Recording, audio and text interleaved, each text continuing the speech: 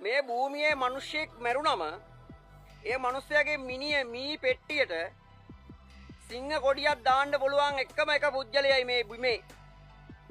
ඒ සොල්දාදුවෙක්. සොල්දාදුවාට හැර රාජ්‍ය නායකයෙකුටවත් ආගමික නායකයෙකුටවත් කවරෙකුටවත් ජාතික කොඩිය ඔහුගේ මිනි පෙට්ටිය උඩින් දාන්න බෑ. ඒ තමයි සොල්දාදුවා. ඒ තමයි රණකාමියා. මාතෘ භූමිය වෙනුවෙන් සකීය ජීවිතේ පූජා කරපු උත්තමයාට දෙන ගෞරවය. ඊට අමතරව එයාට දීලා තියෙන පදක්කම්. එයා යුද සේවයේදී පාපු හපංකම් විදේශ රටවල කරපු සේවයන් රණබීමේ විවිධාකාර වූ පදක්කම් එකතුවක් තියෙනවා එයාගේ උරමණ්ඩලේ පලන්දගෙන. ඒක එයා විශ්‍රාම ගියත් යුද ජීවිතෙන් විශ්‍රාම ගියත් ඒ පදක්කම් ටිකම නැවත මෙතන එයාට පලඳන්න අයිතිය තියෙනවා. එයා අඳින කෝට් එක. ඒක මිනි ඒක පොඩි ඒවා තියෙන්නේ පොඩියට හදපුවා තියෙන්නේ. ඒක ගැන වෙනම කතා කරන්න. දැන් අර දිලීප මහත්තයා උසාවියට ආපු සොල්දාදුවෙකුට කියලා තියෙනවා සොල්දාදුවෙක් පෙන්නලා කියලා තියෙනවා අර තහඩු කෑල්ලක් එල්ලගෙන ඉන්න මිනිස්සයා කියලා. මම ළඟ හිටියා නම් කනව කට මාව ජීවිතාන්තේ දක්වාම හිරේ දැම්මත් මං එතරම්දි සතෙක් වගේ කෑ ගහනවා. අනිවාර්යෙන් ඒක කරනවා. යකෝ උඹලා පොත්පත් පාඩම් කරලා ඔය ආචාර්ය මහාචාර්ය පදවි අරගෙන ඔය තනතුරු දරන එක ඒක උඹලගේ වැඩක්. හරිද? තොපි එදත් සොල්දාදුවර ගරු කළේ නෑ අදත් ගරු කරන්නේ නෑ. දේශපාලනයට හේතු වෙලා දේශපාලනුන්ට වහලුන් වෙලා බලු වෙලා චොර වෙලා ඔය සොල්දාදු උන්ගෙත් ඉන්නවා ගූ 70ක් ඉන්න ඕක අස්සෙත්. හරිද? ඒකට කරන්න දෙයක් නෑ. ඒක උන්ගේ අරගෙන යයි ඒක.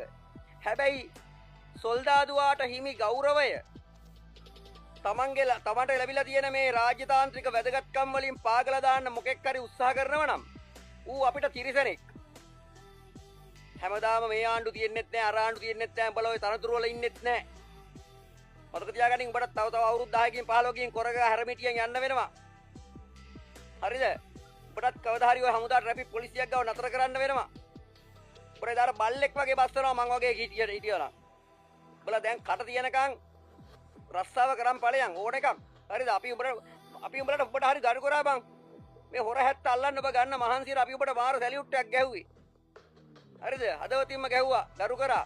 උඹ ඒක ඒකුඩ ගූ තවර ගත්තා. දිලීප මහත්තයා. ඒකුඩ ගූ තවර ගත්තා උඹ ඒකුඩ. මොන මොකෙක් වුණත් සොල්දාදුවාගේ පෞරුෂයට ඒ සොල්දාදුවාගේ අභිමානයට ඒ සොල්දාදුවාට හිමි වරදාන වරප්‍රසාද වලට තුවාල කරනවා නම් අත තියෙනවා නම් ඌ මොකෙක් වුණත් බල්ලෙක්. තරාතිරමකින් තොර බල්ලෙක් වූ. මගේ අදහස අනුව දිලීප පීරිස් මෙතනින් එහාට මගේ හදවතේ වීරයෙක් නෙමෙයි. ජොබ් එක කරපන්. ඔබට ජොබ් එක පවර්ලා තියෙන එකනේ. උඹ මෙච්චරකල් ලස්සනට ඇවිල්ලා විහිං අනාගත්තා යකෝ. විහිං. හරිද? උඹලට අපි කට හැම තිස්සෙම කියන එක දෙයක් තමයි. අපිට පක්ෂයක් නෑ මට පක්ෂයක් නෑ මගේ පක්ෂය රට. මේක ඉන්න සමහර අයියලා මේ නයි දානවා. නයි ගහගනින් පස්ස පැත්තේ. හරිද? අපිට මහින්දත් වැඩක් නෑ අනුරත් වැඩක් නෑ. හැබැයි රට කරන එක වැදගත් අපිට එච්චරයි. රට කරන්නේ හරියට අනුර නම් අපිට අනුර වීරයෙක්. මහින්ද වීරයෙක් කියලා අපි සැලකුවා. මහින්ද විහිං බලු වුණානේ. මහින්දගේ පස්ස යන්නේ උණුත් බල්ලෝනේ. හරිද? දැන් ඔය කියන එකත් මහින්දලගේ මේ මුඛපස්ස ගිය එකෙත් තමයි කරන්න දෙයක් නෑ. උන්ටත් රණවිරෝ කියලා සමාජය හඳුන්වනවා. අපි ඒවට එපා කියන්නෙත් නෑ හා කියන්නෙත් නෑ. මොකක් වුණත් අර පදක්කම් මෙඩල් සෙට් එකට තහඩු කෑල්ලක් එල්ලගත්ත කියන වචනේ දිලීප මහත්තයා ඔයා ඉල්ලා අස් කරගන්න වෙනවා. නැත්තම් ඔයාට යන එනමන් නැති වෙනවා මේ සමාජය.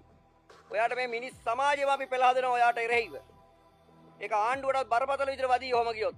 ජනාධිපතිතුමා මේකට මැදිහත් වෙලා ඔය මිනිහට කියන්න ඕනේ ඔකට එක්ස්කියුස් කරන්න කියලා ඔකට වචනෙට. සමාව ගන්න කියලා. ඒක කළ යුතුයි. ඒක කරනක අපි බලන් ඉන්නවා. හරිද? බල්ලෙක් වගේ කට ඇරලා කිව්ව පර වචනයක්. ඔය සොල්දාදු අතරේ බල්ලෝ ඉන්නවා ඒක වෙනම කතාවක්. ඒවා අපිට වැඩක් නෑ. හැබැයි මේ පළඳපු මෙඩල් සෙට් එකට අවමාන කරපු ඒ තිරිසන් කතාවට එරෙහිව මම කියන්නේ හඬක් නගන්න ඕනි සමාජයේ. හඬක් නැගිය යුතුමයි.